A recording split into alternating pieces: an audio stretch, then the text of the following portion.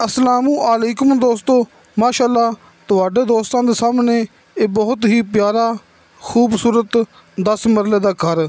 ਇਹ ਗਲੀ ਤੁਹਾਡੇ ਦੋਸਤਾਂ ਦੇ ਸਾਹਮਣੇ, और सामने जिथे कि बिजली वाला पोल मौजूद है, बिजली वाला खंभा मौजूद है, उत्थे जो पक्का लिंक रोड, पक्का रोड, यानी कि लिंक रोड तो एक 100 फुट फासला। ये फ्रंट मेरे दोस्तों के सामने ये बैठक वाला दरवाज़ा वेखो, तो ये मेन गेट यानी कि मेन दरवाज़ा, तो सामने बिजली वाले ये 2 मीटर, ये बिजली वाले 2 मीटर अपने घर के अंदर मौजूद ने। दोस्तों 10 मरले का ये बहुत ही प्यारा खूबसूरत घर बिजली वाले 2 मीटर दोस्तों को दिखा चुके हैं।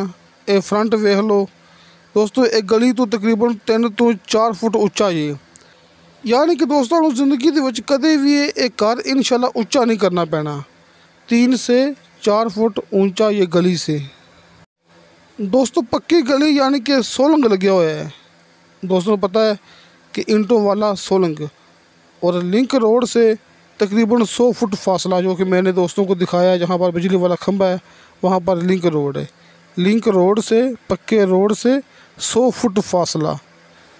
दोस्तों पख्तून भाई मेरी बात समझ सकें इसलिए मैं कभी कभी उर्दू में बात करता हूँ। हुण दोस्तों मैं अंदर जाके घर दी हर एक हिस्से की अच्छी तरह तसल्ली करवानी है।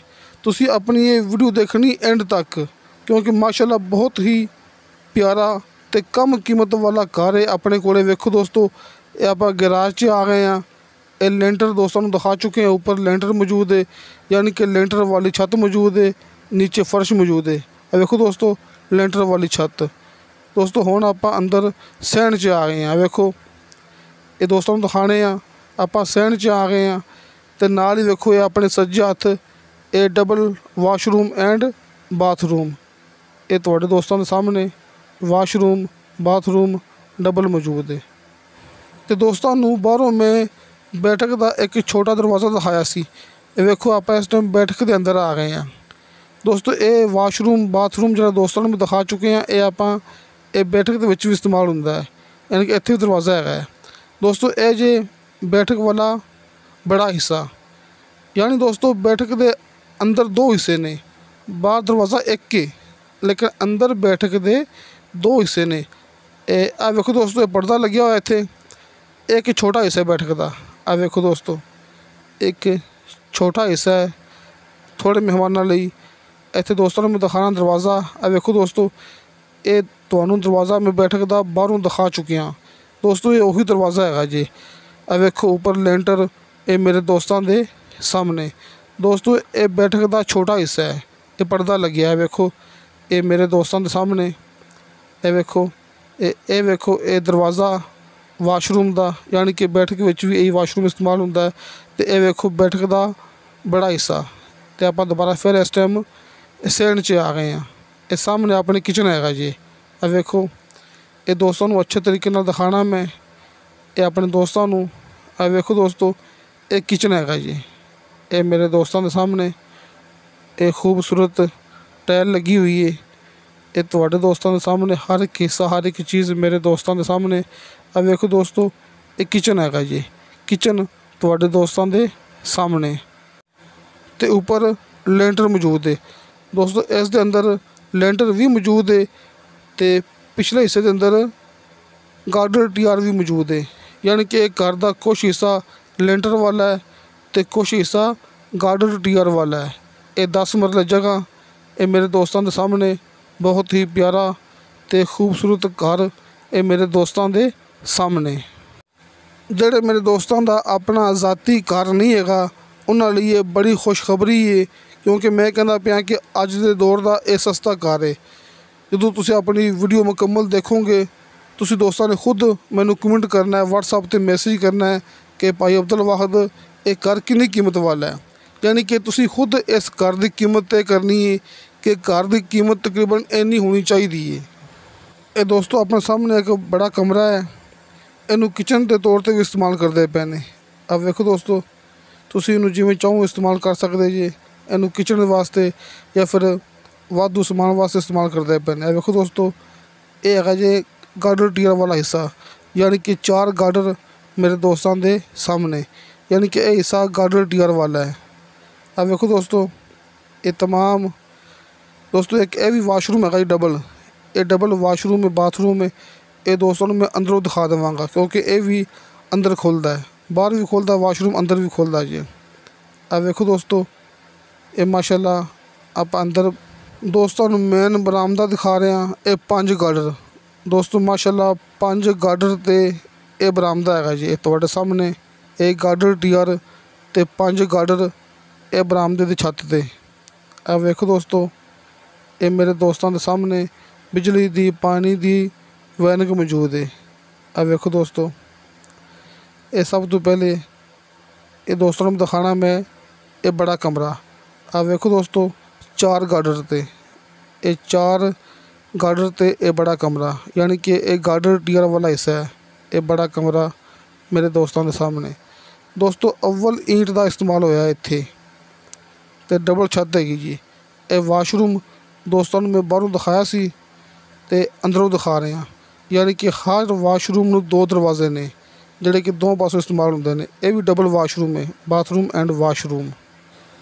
ये दोबारा फिर मैं वापस हट के ये बरामदे के अंदर आ गया क्योंकि ये बड़े कमरे के नाल एक छोटा कमरा है जिन्हों आपां स्टोर ते इस्तेमाल करते पे हैं, यानी कि इत्थे भी कुछ समान रखा है, इनू स्टोर कहते हैं, तुसीं इनू छोटा कमरा कह सकते जी।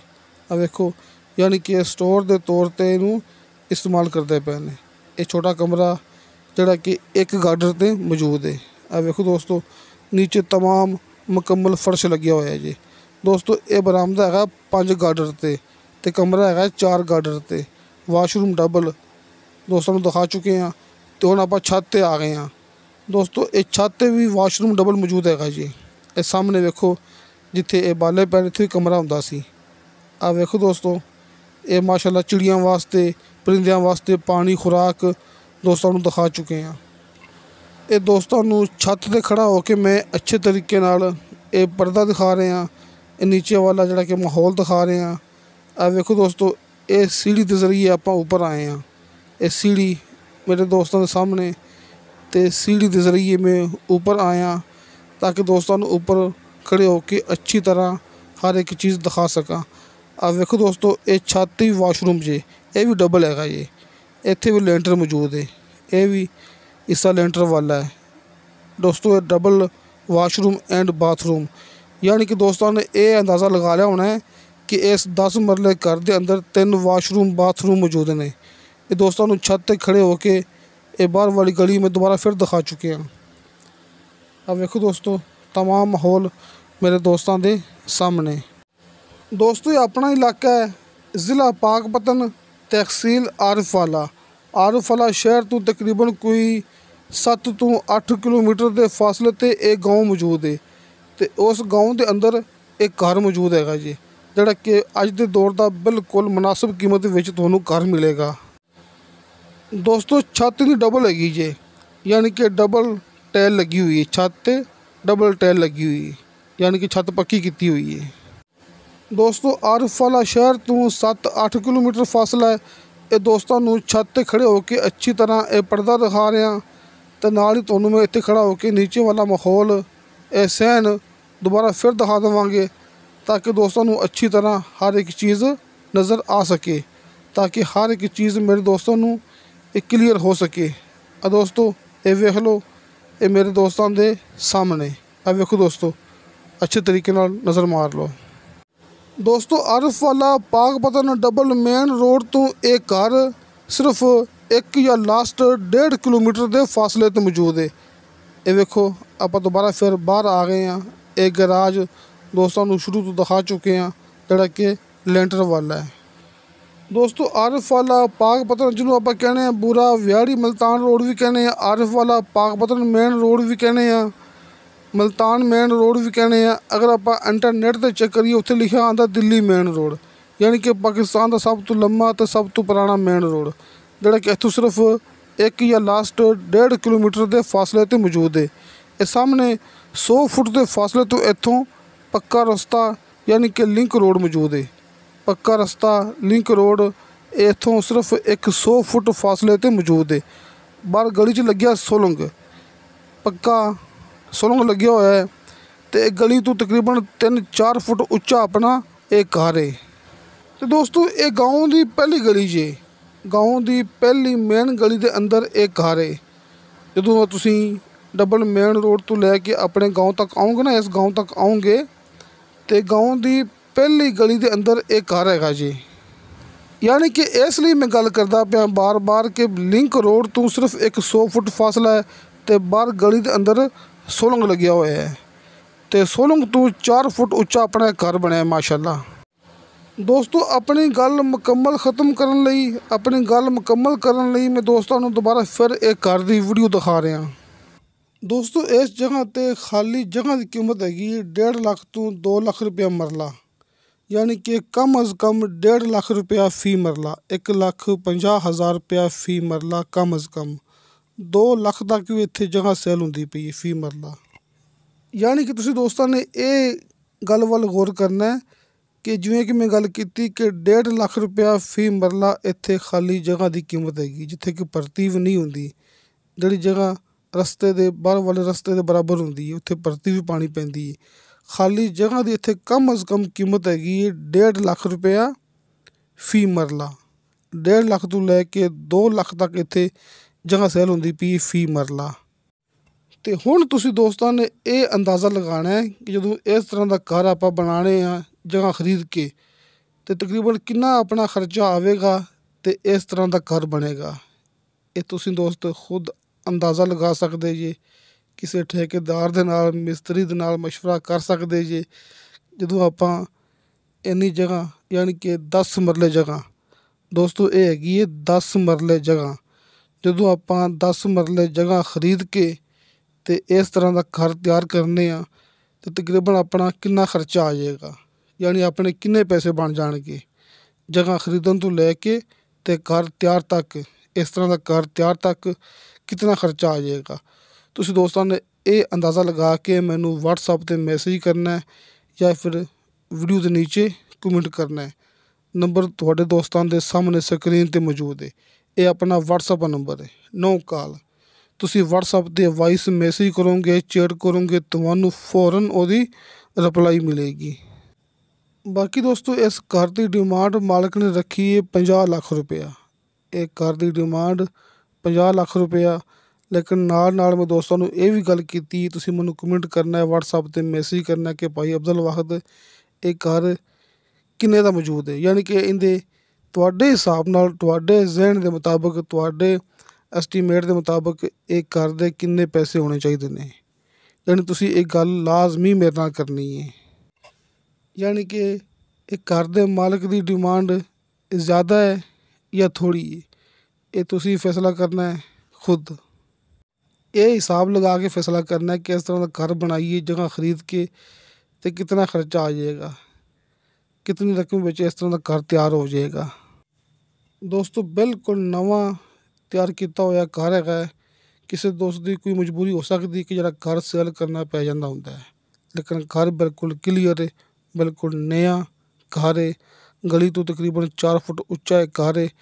ਬਾਕੀ ਦੋਸਤਾਂ ਨੇ ਇੱਕ ਚੀਜ਼ ਵੱਲ ਸ਼ਾਇਦ ਗੌਰ ਨਾ ਕੀਤੀ ਹੋਵੇ, ਮੈਂ ਵੀ ਦੋਸਤਾਂ ਨੂੰ ਨਹੀਂ ਦੱਸਿਆ, ਮੇਰਾ ਖਿਆਲ ਹੈ ਕਿ ਉੱਪਰ ਛੱਤ 'ਤੇ ਇੱਕ ਕਮਰਾ ਹੈਗਾ ਸੀ, ਕਿਉਂਕਿ ਉਸ ਕਮਰੇ ਦਾ ਫਰਸ਼ ਮੌਜੂਦ ਹੈ। ਤੁਸੀਂ ਛੱਤ 'ਤੇ ਦੁਬਾਰਾ ਆਪਣੀ ਵੀਡੀਓ ਬੈਕ ਕਰਕੇ ਵੇਖ ਸਕਦੇ ਜੇ ਕਿ ਉੱਪਰ ਛੱਤ 'ਤੇ ਵਾਸ਼ਰੂਮ ਦੇ ਨਾਲ ਇੱਕ ਕਮਰਾ ਮੌਜੂਦ ਹੈਗਾ ਸੀ, ਉਹਦਾ ਫਰਸ਼ ਹਲੇ ਵੀ ਮੌਜੂਦ ਹੈਗਾ, ਉੱਥੇ ਵੀ ਤੁਸੀਂ ਕਮਰਾ ਤਿਆਰ ਕਰ ਸਕਦੇ ਜੇ।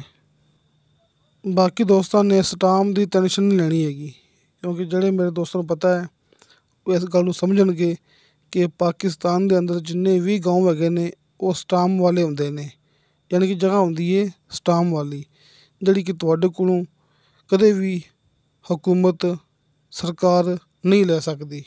ਯਾਨੀ ਕਿ ਜਿੰਨੇ ਵੀ ਘਰ ਹੈਗੇ ਨੇ, ਜਿੰਨੇ ਵੀ ਗਾਉਂ ਹੈਗੇ ਨੇ ਉਹ ਸਟਾਮ 'ਤੇ ਹੁੰਦੇ ਨੇ। ਇਹ ਨਾ ਤਾਂ ਜਗ੍ਹਾ ਆਪਣੇ ਨਾਂ ਹੁੰਦੀ ਹੈ ਅਤੇ ਨਾ ਹੀ ਇਹ ਸਰਕਾਰ ਦੇ ਨਾਂ ਹੁੰਦੀ ਹੈ।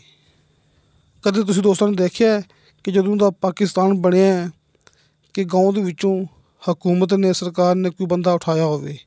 ਨਹੀਂ ਦੋਸਤੋ, ਕਿਉਂਕਿ ਪਾਕਿਸਤਾਨ ਬਣਿਆ ਅਤੇ ਉਸ ਤੋਂ ਪਹਿਲੇ ਦੇ ਇਹ ਗਾਉਂ ਮੌਜੂਦ ਹੈਗੇ ਨੇ ਜਿਹੜੇ ਕਿ ਸਟਾਮ 'ਤੇ ਨੇ, ਅਤੇ ਇਸੇ ਤਰ੍ਹਾਂ ਹੀ ਖਰੀਦੋ ਫਰੋਖਤ ਹੁੰਦੀ ਪਈ ਹੈ ਸਟਾਮ ਦੇ ਜ਼ਰੀਏ। ਯਾਨੀ ਕਿ ਸਟਾਮ ਦੇ ਬਾਰੇ 'ਚ ਤੁਸੀਂ ਦੋਸਤਾਂ ਨੇ ਸੋਚਣਾ ਹੀ ਨਹੀਂ ਹੈਗਾ ਕਿ ਇਹਦੇ ਵਿੱਚ ਕਦੇ ਕੋਈ ਮਸਲਾ ਵੀ ਬਣ ਸਕਦਾ ਹੈ, ਕਦੇ ਵੀ ਨਹੀਂ। ਮੇਰਾ WhatsApp ਨੰਬਰ ਤੁਹਾਡੇ ਦੋਸਤਾਂ ਦੇ ਸਾਹਮਣੇ ਮੌਜੂਦ ਹੈ। ਤੁਸੀਂ ਕੋਈ ਵੀ ਗੱਲ ਕਰਨੀ ਹੈ ਤੇ WhatsApp 'ਤੇ ਵਾਇਸ ਮੈਸੇਜ ਕਰਨਾ ਜਾਂ ਫਿਰ ਚੈਟ ਕਰਨੀ ਹੈ। ਤੁਸੀਂ ਦੋਸਤਾਂ ਨੇ ਕਿਸੇ ਦੇ ਗਲਤ ਕਮੈਂਟ 'ਤੇ ਇਤਬਾਰ ਨਹੀਂ ਕਰਨਾ। ਜਿਹੜੇ ਗਲਤ ਕਮੈਂਟ ਕਰਦੇ ਹੁੰਦੇ ਨੇ ਉਹ ਆਪਣੇ ਨਾਲ WhatsApp 'ਤੇ ਰਾਬਤਾ ਨਹੀਂ ਕਰਦੇ ਹੁੰਦੇ। ਤੁਸੀਂ ਮੇਰੇ ਨਾਲ ਰਾਬਤਾ ਕਰਨਾ ਜੀ। WhatsApp ਨੰਬਰ ਤੁਹਾਡੇ ਸਾਹਮਣੇ। ਅਤੇ ਦੋਸਤਾਂ ਨੂੰ ਮੈਂ ਇਹ ਗੱਲ ਬਾਰ-ਬਾਰ ਕਰ ਚੁੱਕਿਆ। ਤੁਸੀਂ ਦੋਸਤਾਂ ਨੇ ਖੁਦ ਫੈਸਲਾ ਕਰਨਾ ਹੈ ਕਿ ਜਗ੍ਹਾ ਖਰੀਦ ਕੇ ਇਸ ਤਰ੍ਹਾਂ ਦਾ ਘਰ ਤਿਆਰ ਕਰੀਏ ਅਤੇ ਕਿਤਨੇ ਪੈਸੇ ਲੱਗ ਜਾਂਦੇ ਨੇ। ਬਾਕੀ ਦੋਸਤਾਂ ਨੇ ਇਹ ਸਮਝ ਲਿਆ ਹੋਣਾ ਹੈ ਕਿ ਘਰ ਦੇ ਵਿੱਚ ਕੁਛ ਹਿੱਸਾ ਐਸਾ ਹੈਗਾ ਜਿਹੜਾ ਕਿ ਲੈਂਟਰ ਵਾਲਾ ਹੈ ਅਤੇ ਕੁਛ ਹਿੱਸਾ ਐਸਾ ਹੈਗਾ ਜਿਹੜਾ ਕਿ ਗਾਰਡਨ ਟੀਅਰ ਵਾਲਾ ਹੈ। ਇਹ 10 ਮਰਲੇ ਦਾ ਘਰ ਮੇਰੇ ਦੋਸਤਾਂ ਦੇ ਸਾਹਮਣੇ, ਯਾਨੀ ਕਿ ਜਗ੍ਹਾ ਹੈਗੀ ਹੈ ਪੂਰੇ 10 ਮਰਲੇ। ਅਤੇ ਦੋਸਤੋ ਇਨਸ਼ਾ ਅੱਲਾਹ ਤਾਲਾ ਬਸ਼ਰਤੇ ਜ਼ਿੰਦਗੀ ਬਾਫਜ਼ਲੇ ਖੁਦਾ ਮਿਲਾਂਗੇ ਅਗਲੀ ਵੀਡੀਓ 'ਤੇ। ਅੱਲਾ ਹਾਫਿਜ਼।